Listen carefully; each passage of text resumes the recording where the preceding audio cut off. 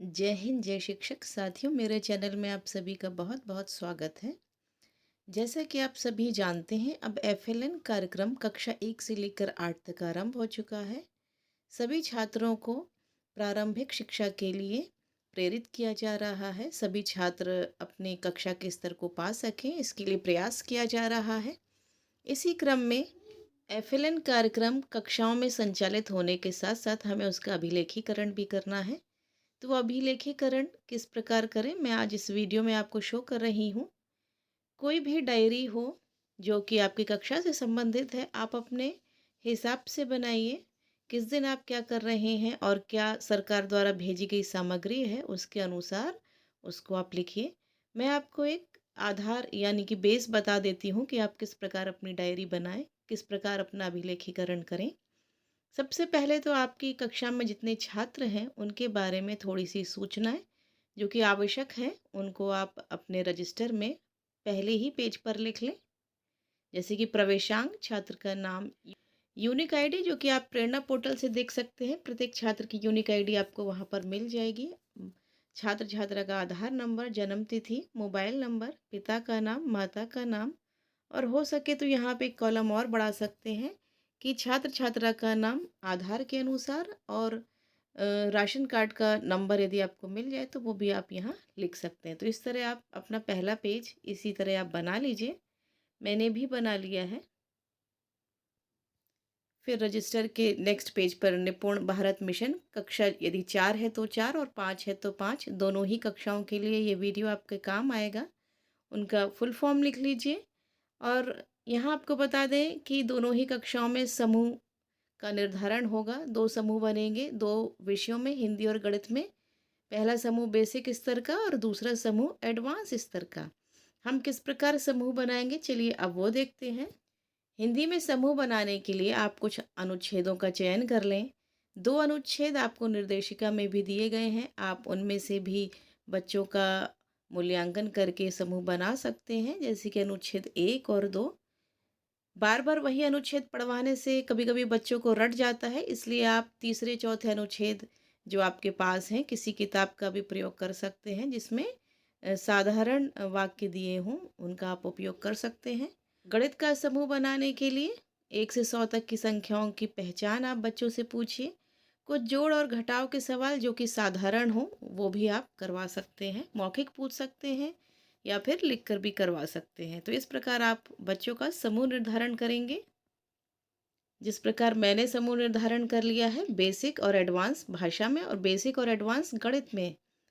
जो बच्चे अनुच्छेद को ढंग से नहीं पढ़ पाए, 60 शब्द प्रति मिनट के हिसाब से, वो बेसिक स्तर में है। और जो बच्चे ढंग से अनुच्छेद को पढ़ पाए हैं वो एडवांस स्तर में है। इसी तरह गणित में भी मैंने जो सवाल दिए थे, जो बच्चों ने जल्दी कर लिए, वो एडवांस स्तर में रखे हैं, और जो बच्चे थोड़ा धीमे कर रहे थे या नहीं कर पा रहे थे उनको मैंने बेसिक स्तर में रखा है।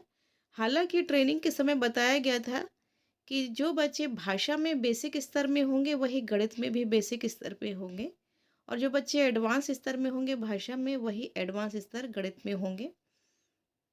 तो आप ऐसा भी कर सकते हैं कि जो बच्चे भाषा में बेसिक स्तर में हैं उनको आप गणित में भी बेसिक स्तर में रखिए, और जो बच्चे भाषा में एडवांस स्तर में हैं उन्हें आप गणित में भी एडवांस स्तर पे रखिए। हालांकि मुझे ये बात थोड़ा सा अजीब लगी कि यदि कोई बच्चा एक विषय में अच्छा नहीं है तो आवश्यक नहीं है कि वो दूसरे विषय में भी अच्छा ना हो। लेकिन फिर भी क्योंकि ट्रेनिंग में बताया गया है तो मैंने भी वही फॉलो किया है। इसके बाद नेक्स्ट पेज पर आप समय सारणी लगा लीजिए जो कि आपकी कक्षा के अनुरूप हो। समय सारणी आप चाहें तो प्रिंट आउट ले सकते हैं या फिर स्वयं बना सकते हैं। समय सारणी आप इसमें देख सकते हैं। इस तरह मैंने समूह निर्धारण किया और यहाँ पर समय सारणी चस्पा कर दी है। इसके बाद नेक्स्ट पेज पर जो लक्ष्य दिए गए हैं उनको मैंने लिखा है। भाषा के बेसिक स्तर के 6 लक्ष्य 24 सप्ताह के लिए। उसके बाद एडवांस स्तर के लक्ष्य पूरे 24 सप्ताह के लिए। गणित में भी बेसिक स्तर के लक्ष्य पूरे 24 सप्ताह के लिए और एडवांस स्तर के लक्ष्य पूरे 24 सप्ताह के लिए। प्रत्येक लक्ष्य के लिए 4 सप्ताह दिए गए हैं और हर स्तर पर आप देख सकते हैं कि 6-6 लक्ष्य आपको दिए गए हैं। अब हम बात करते हैं कि हम अपने डायरी की शुरुआत कैसे करें, क्या हम पढ़ा रहे हैं उसको किस प्रकार लिखें। तो सबसे पहले आप ये 3 कॉलम बनाइए, दिनांक, विषय और विषय वस्तु।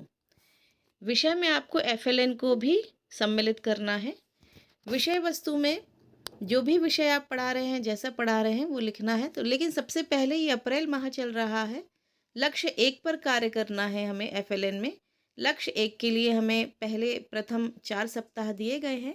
इसमें हिंदी का जो बेसिक स्तर पे लक्ष्य है वो है आत्मविश्वास के साथ अधिकांश बच्चे गतिविधियों में प्रतिभाग कर सके। एडवांस स्तर पर है कहानी, विषय, घटना, चित्र, पात्र एवं शीर्षक पर बातचीत कर सके। घर की भाषा के साथ साथ विद्यालय की भाषा में तर्क वितर्क कर सके। गणित में जो पहला लक्ष्य है बेसिक स्तर पर, वह बच्चे संख्या पूर्व गणितीय अवधारणाओं को समझ पाएंगे और एडवांस स्तर पर बच्चे संख्याओं और संक्रियाओं की अवधारणाओं पर बातचीत कर पाएंगे। इसके बाद यदि आप 1 अप्रैल की बात करें तो इस दिन हम अपने बच्चों का स्वागत करते हैं। नए सत्र में बच्चों का स्वागत करेंगे, कुछ कविता, कुछ बातचीत, उनसे इंट्रोडक्शन करेंगे, उनको सहज करेंगे ताकि वो हमारी कक्षा में अपने आप को सहज महसूस कर सकें और आगे के लिए हम अपनी रणनीति तैयार करेंगे। 2 अप्रैल को रविवार है तो रविवार आप लिख देंगे। इसके बाद 3 अप्रैल को एफएलएन के अंतर्गत हमें सबसे पहले गणित एवं भाषा में समूह निर्धारण का कार्य करना है, क्योंकि जब तक समूह निर्धारण नहीं होगा हम आगे नहीं बढ़ पाएंगे। समूह निर्धारण कैसे करना है मैंने आपको पहले ही बता दिया है। हिंदी में अनुच्छेद पढ़वाकर और गणित में जो संख्याएं हैं 1 से 100 तक उनकी पहचान करवाकर आप समूह निर्धारण कर सकते हैं।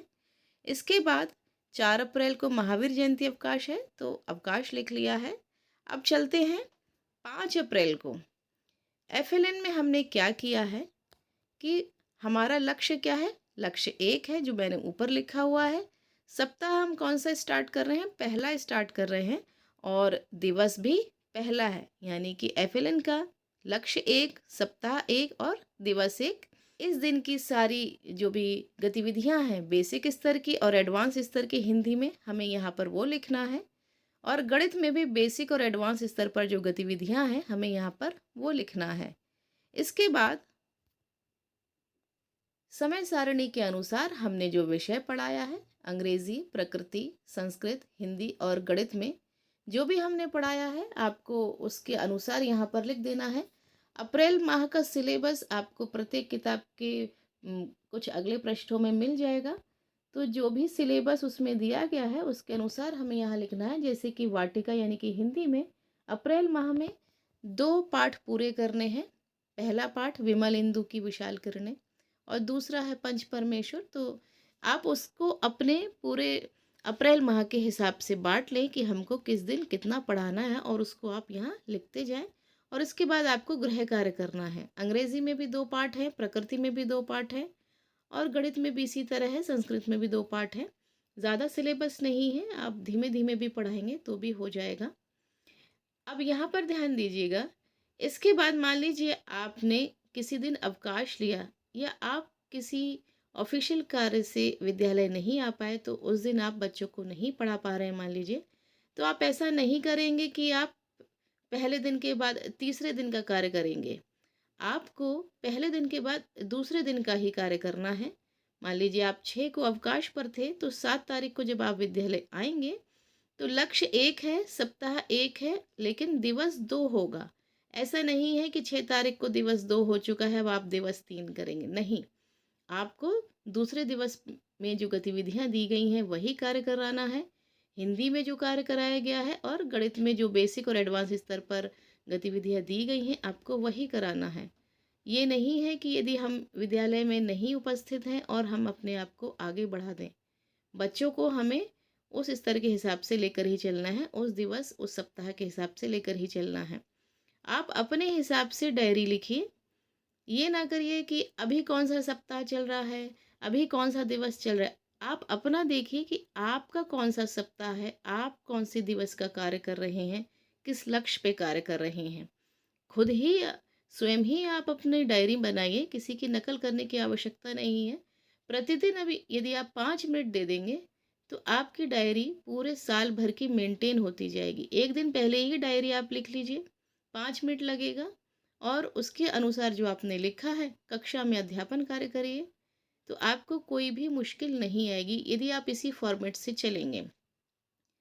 जब 4 सप्ताह हो जाएँ, 1 से 4 सप्ताह तक पहले लक्ष्य पे काम करना है। जब 4 सप्ताह हो जाएँ तब फिर 5वें सप्ताह में आपको दूसरे लक्ष्य पे कार्य करना है, तो फिर हम उसके बाद दूसरा लक्ष्य लिख लेंगे। अब मैं आपको अपना रजिस्टर दिखा देती हूँ जो कि मैंने बनाया है, डायरी मैंने बनाई है, जो कि 1 अप्रैल से लेकर 30 अप्रैल तक पूरी कंप्लीट है। कुछ नहीं, केवल 5 मिनट देना पड़ता था और मेरा रजिस्टर तैयार हो गया। आगे भी इसी तरह करते रहेंगे तो कोई परेशानी नहीं होगी, ना ही डायरी लिखना हमें बोझ लगेगा। अब मैं आपको अपना रजिस्टर दिखा देती हूँ।